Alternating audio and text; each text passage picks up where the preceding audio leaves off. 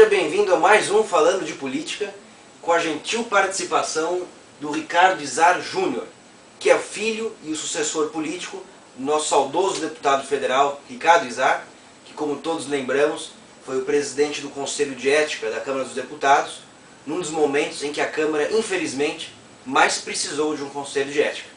Ricardo Izar Júnior, muito obrigado pela sua participação. Obrigado a você, Breno, é um prazer poder estar aqui com vocês. Agradeço muito.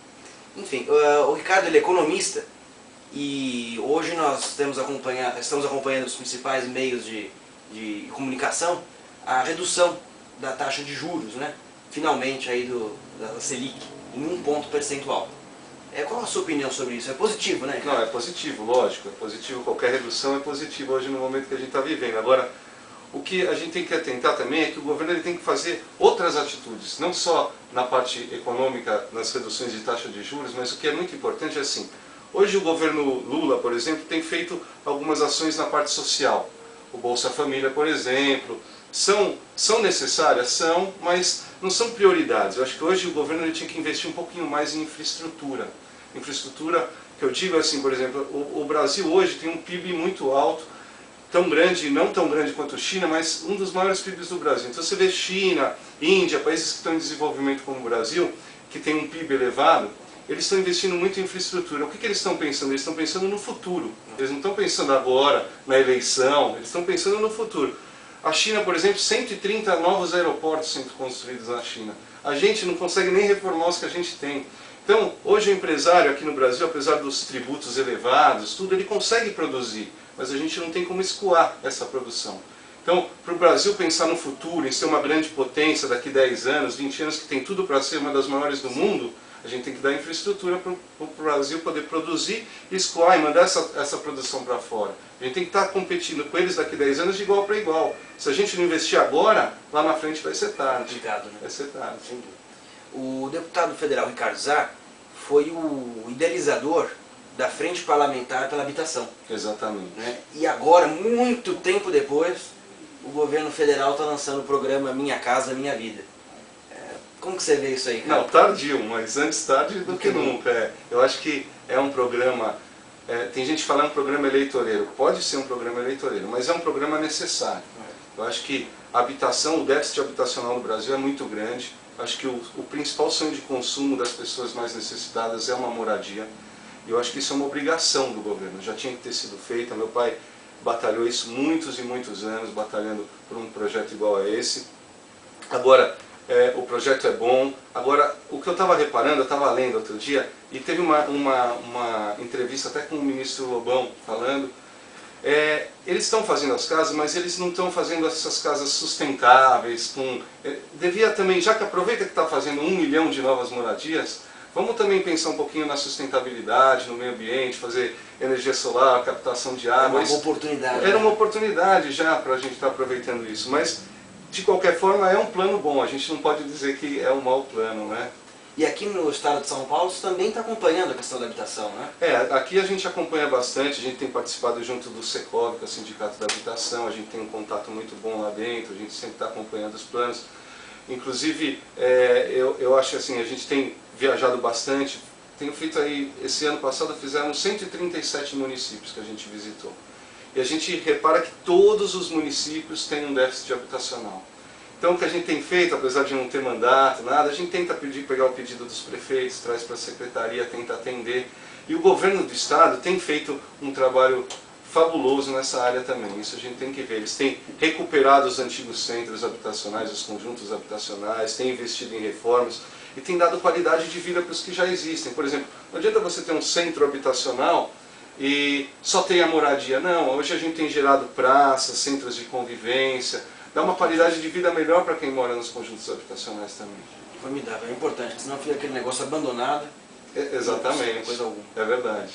Bom, a gente tem acompanhado aí pela imprensa os escândalos no Congresso Nacional, que precisam ser denunciados, devem ser denunciados, mas é um perigo para a democracia esse enfraquecimento da Casa dos Representantes do Povo, né?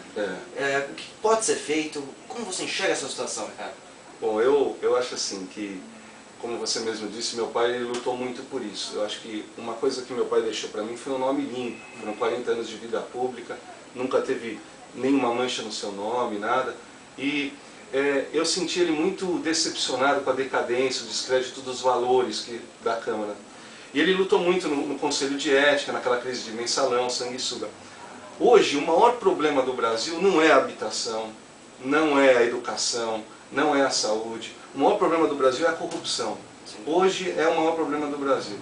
Milhões e milhões, bilhões de reais são desviados todos os dias. Aonde tem erário público tem alguém para surrupiar. Então isso tem que mudar, isso tem que ser mudado tanto no judiciário, no legislativo, no executivo, tem que ser punido, a gente tem que se movimentar e dizer, chega, acabou, não aguentamos mais isso. Porque você vê, meu pai costumava falar assim, quem pilha do erário público é muito mais do que um homicida, é um genocida, porque ele faz o mal por atacado.